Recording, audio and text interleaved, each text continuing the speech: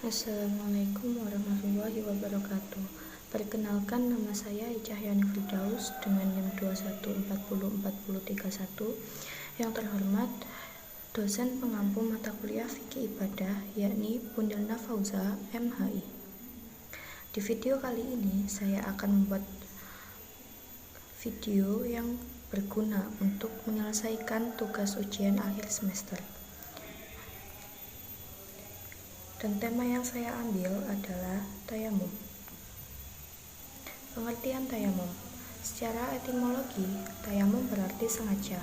Adapun secara terminologi, tayamum yang berarti sengaja menggunakan debu yang suci untuk mengusap muka dan telapak tangan dalam konteks beribadah kepada Allah.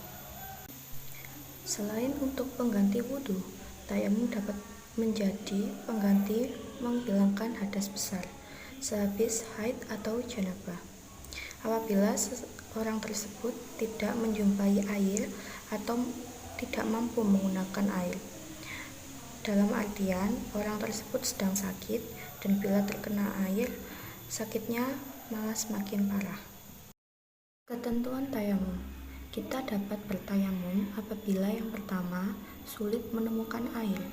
Contoh, ketika kita tersesat di hutan dan tidak menemukan sumber mata air atau tidak menemukan air, dan pada saat itu telah masuk waktu sholat, maka kita dapat bertayamum dan melaksanakan sholat. Yang kedua, yakni berhalangan menggunakan air.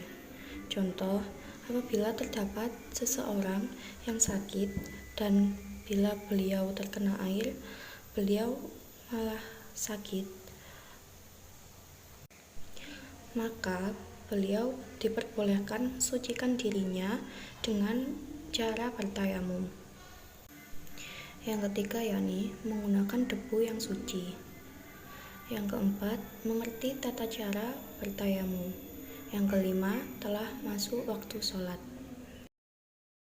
Adapun dalil tayamum yakni wa in kuntum maradu au ala safarin au jaa ahad minkum minal waidi au lamastumun nisa afalam tajidu ma'ang fatayammamu so'idan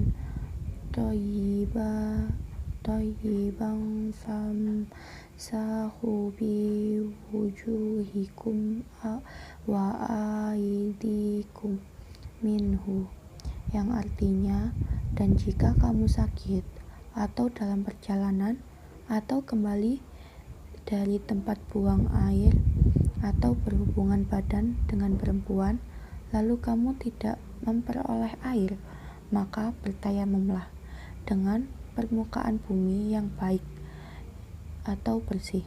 Sapulah mukamu dan tanganmu dengan tanah itu.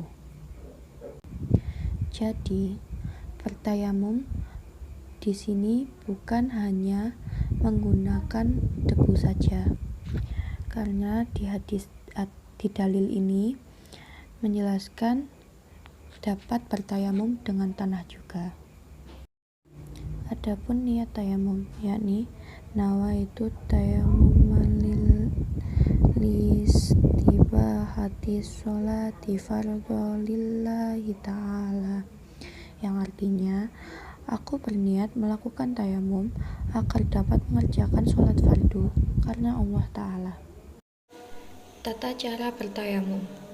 Cara tayamum hampir sama dengan cara wudhu, namun bedanya tayamum menggunakan debu atau tanah, sedangkan wudhu menggunakan air. Tata cara yang pertama yakni niat. Kemudian kedua telapak tangan diletakkan pada tempat yang mengandung debu.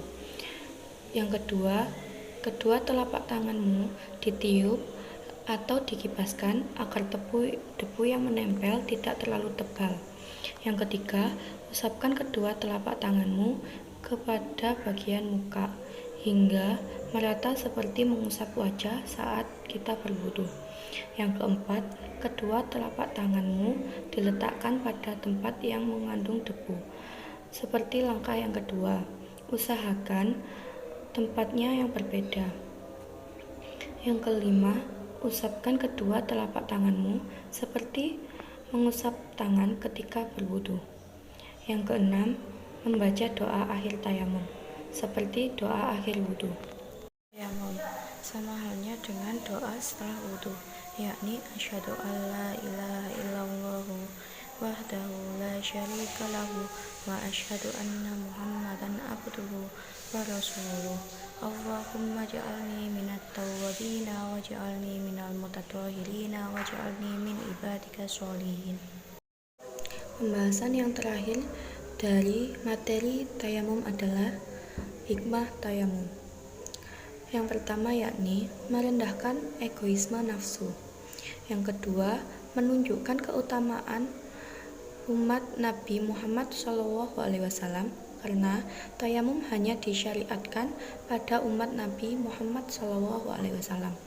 Yang ketiga, kemudahan yang diberikan oleh Allah Subhanahu wa Ta'ala pada hambanya, mengingat tanah adalah barang yang paling mudah didapat dan ada di mana-mana. Yang terakhir yakni debu atau tanah adalah simbol dari unsur penciptaan manusia. Sekian presentasi dari saya. Apabila ada salah kata atau kekurangan dalam penyampaian, saya mohon maaf yang sebesar-besarnya. Wa taufiq wal hidayah. Wassalamualaikum warahmatullahi wabarakatuh.